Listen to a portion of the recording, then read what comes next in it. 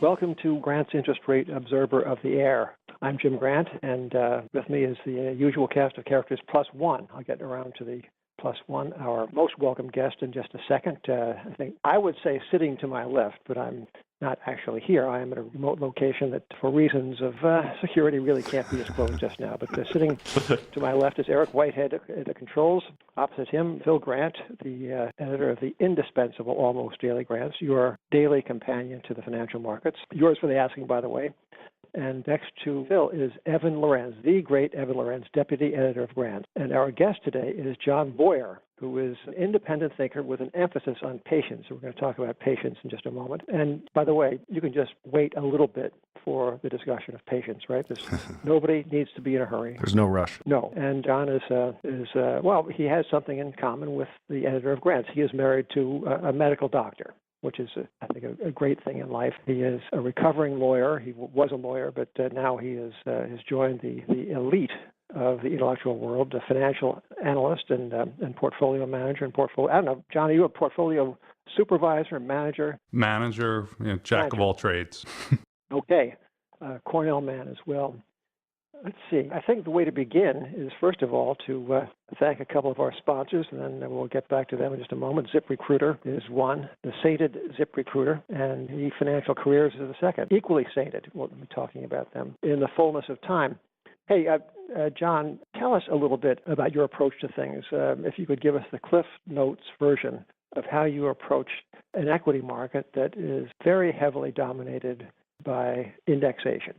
How do you add value to a world that would seem to be just happy as it is? That's a great question. I mean, we have two kind of sides of the house. We're a money management firm as well as a independent research boutique since 1975. And how do we add value is we go outside the mainstream. So in response to your question is if everyone is looking at companies inside the major indices and kind of, right now we have a little bit of what our founder Mark likes to call FANG envy, because those certainly have done, performed the best over the last couple of years. But we have an extremely strong belief that over the next couple of years, stocks outside the S&P 500 or any other kind of major indices will do the best, partially because their stocks within the S&P 500, or at least the top 10, have been artificially inflated due to forced buying by institutions. I was looking through a piece of research you kindly forwarded to us, Boyer's Index Orphans, and in it I see that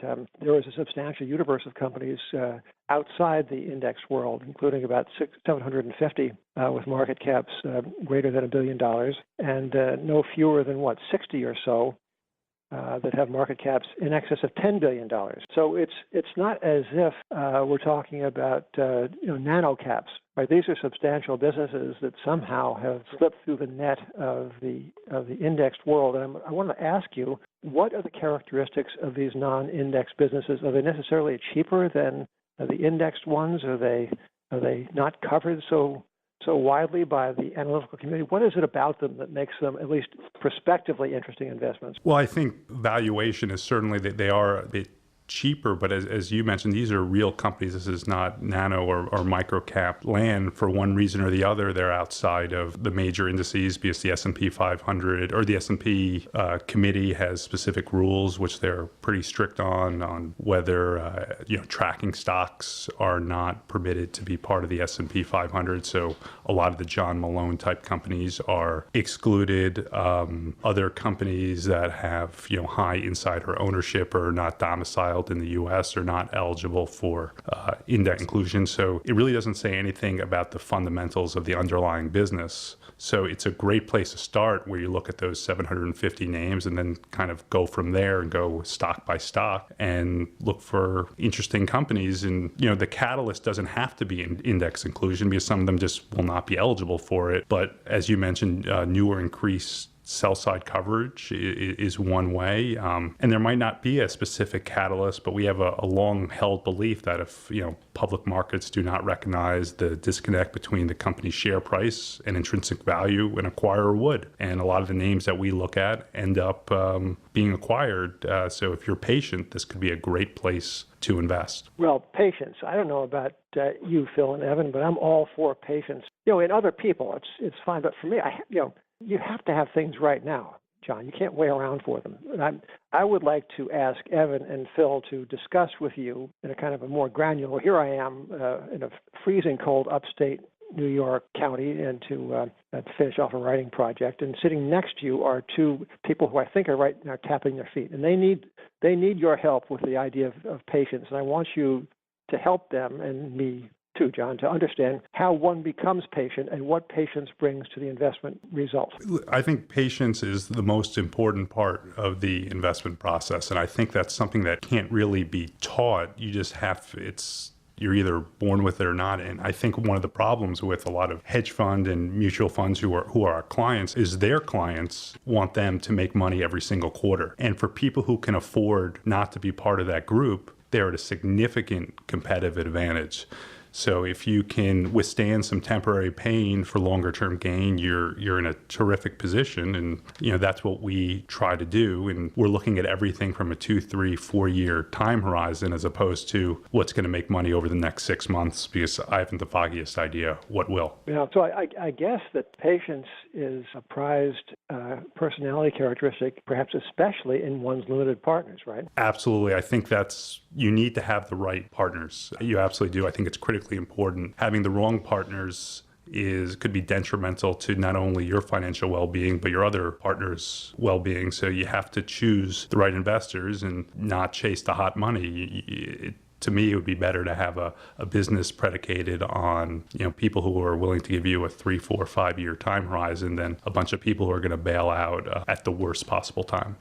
Patience, come to think of it, Evan, must be the rarest personality characteristic nowadays. I'm thinking of two things. I'm thinking, first of all, Amazon Prime. The out-of-control success of Amazon Prime would seem to speak to the impetuosity of the 21st century human being. That's one thing. The second thing is negative nominal interest rates. I mean, John and Evan, the whole idea of interest rates is they're positive, especially over the long term, because they represent the yield or the return to patients, right? They are the return to people who are prepared to wait for a reward as opposed to those who need to have it immediately. So the borrowers of the world are the impetuous ones. They need the money right now to either do something consequential or perhaps to just increase their consumption, right? So the lenders are the provident ones. They are prepared to defer and delay pleasure, and for that item of virtue, they are paid a return, and the return we call the rate of interest. And here, how many trillions of dollars worth of securities, sovereign securities, are priced below zero in nominal terms? I think it's fewer trillions than before, but still a lot, right? Yeah, I mean, I think it's less than 10 trillion now. I think in the last 2 weeks, we've actually lost $1 trillion worth of negative yielding securities. Still seems like a lot of money, even if you say it fast. Yeah. So it's an impetuous world. People, are not inclined to wait, especially in a bull market. I turned on the television this morning. Either way, I wasn't idly watching it. I was on a rolling machine, so there's some, it's okay then. And I turn on CNBC, and wouldn't you know, the Dow is up 250 before the opening. That's before people have brushed their teeth. It's extraordinary. So in that environment, John, how do you stand apart from the crowd and tell your presumably patient, but not infinitely patient investors that they shouldn't buy the stocks that everyone else is buying and that are going up at the gate of 250 Dow points a day, not every day, but some days. How do you get this message across, and how successful is the messaging? Not as successful as I would like it to be, but I think you just have to, obviously past performance is not indicative of future results, but if you just tell them what happened in 1975 and in 1999, 2000, and try and educate them that stocks aren't a one-way street, and it's great to try and make money really quickly, but it's not a successful recipe for long-term success. So to us right now, the FANGs, the quote-unquote FANG stocks, are eerily reminiscent of the Nifty 50 stocks, and somewhat as well the dot-com stocks as well, and we know how that party ended. And sometimes the message gets across. Most of the time it doesn't, but you have to do your best. And for us as research providers and money managers, the most important thing is not to deviate from a style that has served us well for a long period of time, and we won't deviate.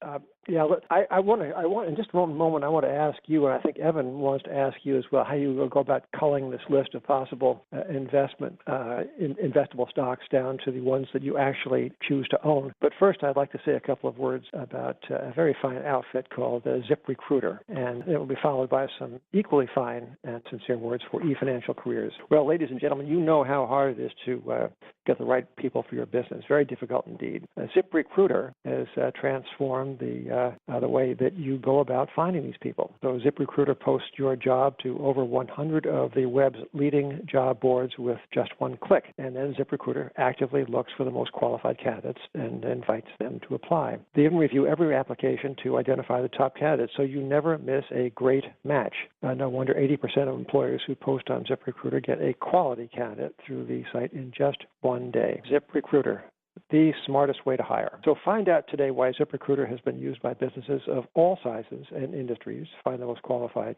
candidates with immediate results. And right now, our listeners can post jobs on ZipRecruiter for free. That's right, Free. Just go to ZipRecruiter.com/grant. That's ZipRecruiter.com/grant. One more time to try it for free. Go to ZipRecruiter.com/grant. Well, thank you, eFinancial Careers, for contributing to this episode of the Grant's Interest Rate Observer podcast. eFinancial Careers is the world's leading financial services career website. Discover career-changing opportunities across the industry, from leading brands to niche firms. Why not take the hard work out of job hunting? Register today to let recruiters find you. You can create a profile to let recruiters easily match you to their open roles, save jobs, and create alerts to stay informed of the latest opportunities. Upload your resume and cover letter to quickly apply for jobs. Check out the site at eFinancialCareers.com. That's eFinancialCareers.com. Okay. So, John, you have a list of 750 names that are not over-indexed and over-owned. How do you drill down to exciting ideas? Are you looking at just cheap multiples, or where there's change in terms of whether it's management or something in the industry? What is that you look for to find something that you find compelling? I wish it was a process that wasn't so manual. Unfortunately, it is a very manual process, and it's reading, being curious. We don't have a proprietary algorithm, but we look at stocks in a few different types of framework.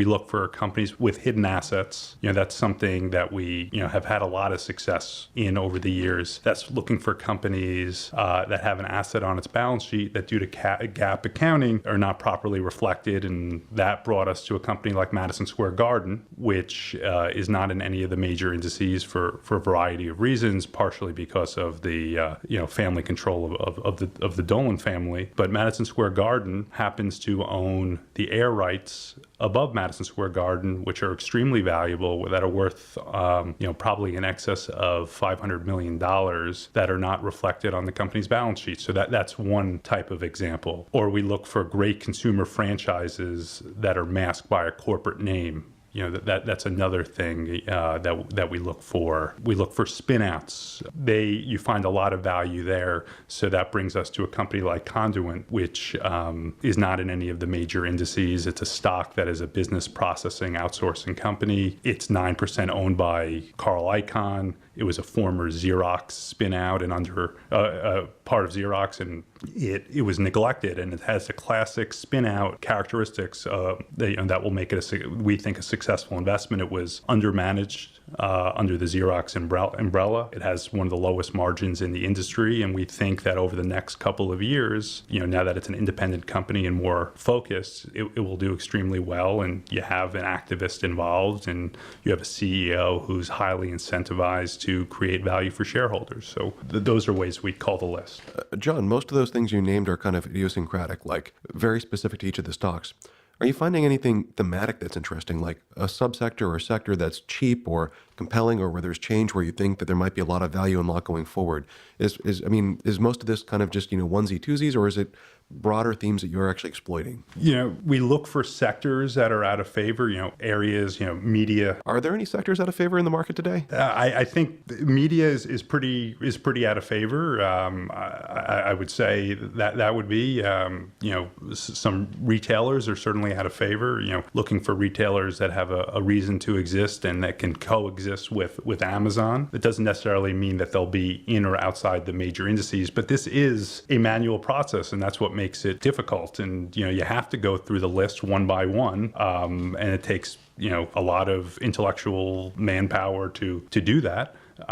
But yeah, no, you can't just look for stocks that are, trading at cheap multiples because, maybe that will or won't work. But a company like Madison Square Garden or a Liberty Braves, for example, is never going to screen cheap. So you're going to miss these terrific opportunities if you just look for the cheapest companies. And sometimes things are cheap for a reason. Hey, John, this is Jim Grant. Tell us about the competition for kind of research. Are you up against artificial intelligence? Are you up against algos that, in fact, are capable of reading documents that can screen very quickly for hidden assets? Is this something that humans have a perpetual edge for, or is there a looming threat from the machine? I mean, that's a terrific question. I think right now, AI is not going to be able to find, and maybe they can.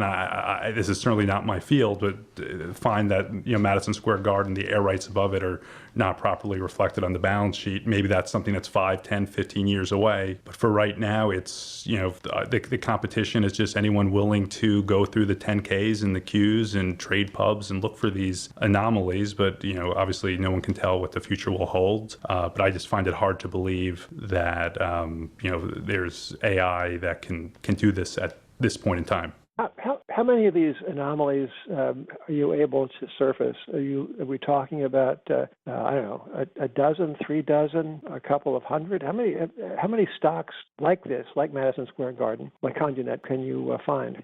In a given year, through our research publication, we probably publish, let's say, 40 ideas or so. So some of them are new, some of them are material changes. So it's obviously in markets like this, it's harder, and maybe upside is not as great as it will be during 2008, 2009. But we're able to find these names that are just under-owned and are cheap. But yeah, it's times like this make it harder. Well, John Boyer, it has been terrific talking with you, and I'm not sure if you're the last guy standing who stands for patience, but you are a rare breed indeed. You and the Boyer Enterprise, very rare breed. So we are privileged to have had you and talking with you, and thanks for being with us. And we do have a one little nugget for our listeners. Anyone who's interested in learning more about his ideas can go to the website boyerresearch.com/grants. There's a free sample of his Index Orphans report available for Grant's listeners. So, terrific. Well, thank you, John. It's BOYAR, correct? Yes, boyerresearch.com. Excellent. Well, thank you very much. Not only patient, but generous. So thanks